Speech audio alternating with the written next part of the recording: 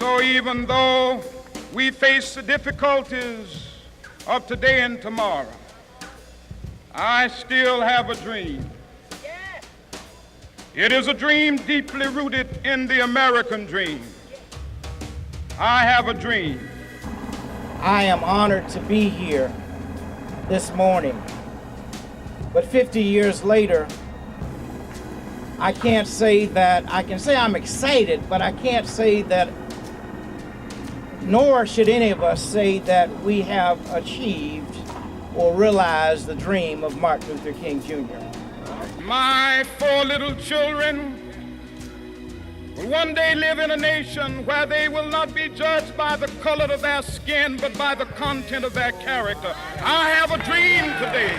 We are looking at a cold region, but it's being warmed up every day. This is the good part of it all, is that labor and the African American community have always come together to change things. This nation will rise up, live out the true meaning of its creed. We hold these truths to be self-evident, that all men are created equal. I had to be here where it started, in Detroit. I had to be here to say that the struggle is not about yesterday. Emergency management and nullification and the interposition King talked about 50 years ago is what is also going on in Michigan today. Detroit has lost 1 million people. Its automotive industry collapsed, and they shipped the jobs to foreign countries. Now's the time, not for a manager, but for investment, to rebuild Detroit's infrastructure. This is the time. When March 63, we wanted federal legislation for public accommodation and the right to vote. Now we need federal investment for economic reconstruction. What does the march mean to you today? It's my opportunity to be a part of a historical event, commemorating a historical event that took place actually before I was born. And it also reminds us of the many struggles that we continue to face today. We fought very hard in the 60s, and now we got to continue to march. And I thank God that my husband and I are able to be here today. We need jobs. That city's going down to nothing.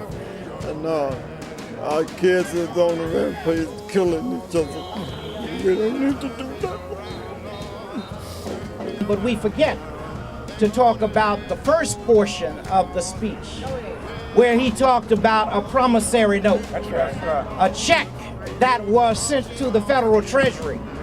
That check coming back marked insufficient funds. That check has not been cashed.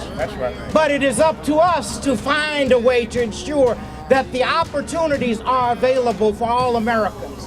We certainly have a great nation, but we have a great work to do. It is obvious today that America has defaulted on this promissory note insofar as her citizens of color are concerned. Instead of honoring this sacred obligation, America has given the Negro people a bad check, a check which has come back marked insufficient funds. But we refuse to believe that the Bank of Justice is bankrupt. We refuse to believe that there are insufficient funds in the great vaults of opportunity of this nation.